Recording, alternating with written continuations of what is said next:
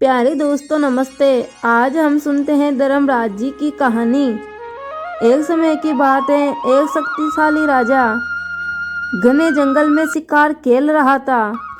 अचानक आकाश में बादल छा गए और मूसलाधार बारिश होने लगी। सूर्य अस्त हो गया और धीरे धीरे अंधेरा छाने लगा। अंधेरे में राजा अपने महल का रास्ता भूल गया और अपने सिपाहियों से अलग हो गया। भूख प्यास और थकावट से राजा जंगल के एक टीले पर बैठ गए। थोड़ी ही देर बाद वहां उस राजा ने 3 बालकों को देखा।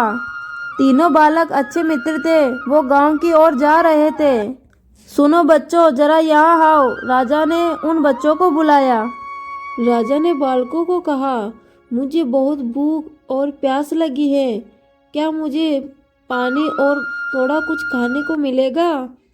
यह बात सुनकर बालकों ने कहा, जरूर, हम अभी घर जाते हैं और आपके लिए कुछ ना कुछ लाते हैं। बालक दौड़ते हुए घर गए और राजा के लिए थोड़ा खाना और जल लेकर आए। राजा बच्चों का प्रेम भाव देखकर बहुत खुश हुआ और बालकों से कहा, मैं तुम्हारी मदद करना चाहता हूँ। मांगो, क्या मांगना चाहते हो? कुछ देर सोचने के बाद एक बालक बोला, मुझे धन चाहिए। मैंने कभी 2 समय की रोटी नहीं खाई है, कभी अच्छे वस्त्र नहीं पहने हैं, इसलिए मुझे केवल धन ही चाहिए। राजा मुस्कुराकर बोले, ठीक है, मैं तुम्हें इतना धन दूंगा कि तुम जीवन भर सुखी रहोगे। यह शब्द सुनते ही बालकों की खुशी का ठिकाना नहीं रहा। दूसरे बालक ने बड़े ही उत्साह से पूछा, क्या आपने मुझे एक बड़ा सा बंगला और गाड़ी देंगे? राजा ने बोला, यदि तुम्हें यही चाहिए तो तुम्हारी इच्छा अवश्य पूरी होगी। तीसरे बालक ने बोला, मुझे ना ही धन चाहिए और ना ही बंगला गाड़ी। आप तो मुझे एक ऐसा आशीर्वाद दीजिए कि मैं पढ़ लिख कर विद्वान बनूं और मेरी शिक्षा समाप्त होने पर मैं देश की सेवा कर सकूं। तीसरे बालक की इच्छा सुनकर राजा बहुत ही खुश हुआ।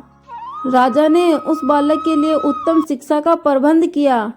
वो परिश्रमी बालक था, इसलिए उस बालक ने दिन रात परिश्रम करके पढ़ाई पूरी की और बहुत ही बड़ा विद्वान बना। और समय आने पर राजा ने अपने राज्य में मंत्री पद पर नियुक्त कर दिया। एक दिन राजा को अचानक वो घटी हुई घटना की याद आई।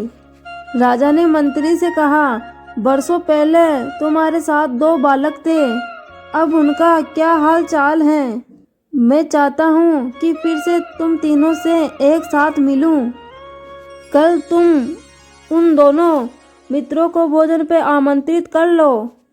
मंत्री ने दोनों मित्रों को बुलाने के लिए संदेशा भिजवा दिया और अगले दिन तीनों राजा के सामने एक साथ इकट्ठा हुए। राजा बोला, आज मैं तुम तीनों को फिर से एक साथ देखकर बहुत ही प्रसन्न हूँ। इनके बारे में तो मैं जानता हूँ, लेकिन तुम दोनों अपने बारे में बताओ। राजा ने मंत्री के कंधे पर हाथ रखते हुए कहा। जिस बालक ने धन मांगा था वो दुखी होते हुए बोला, राजा साहब, मैंने उस दिन आपसे धन मांगकर बड़ी ही गलती कर दी है। इतना सारा धन पाकर मैं आलसी बन गया और बहुत सारा धन बेकार की चीजों में खर्च कर दिया और मेरा बहुत सा धन चोरी भी हो गया और कुछ एक ही वर्ष में मैं वापस उस स्थिति में पहुंच गया जिसमें आपने मुझे देखा था। बंगला गाड़ी मांगने वाला बालक भी अपना रोना रोने लगा। महाराज, मैं बड़े ही ठाठ से अपने बंगले में रह रहा था, लेकिन बरसों पहले आई बाढ़ में मेरा सब कुछ बर्बाद हो गया और मैं भी मेरी पहले जैसी स्थिति में पहुंच गया। उन दोनों की बातें सुनने के बाद राजा बोले, मेरी इस बात को अच्छी तरह से गांठ बांध लो।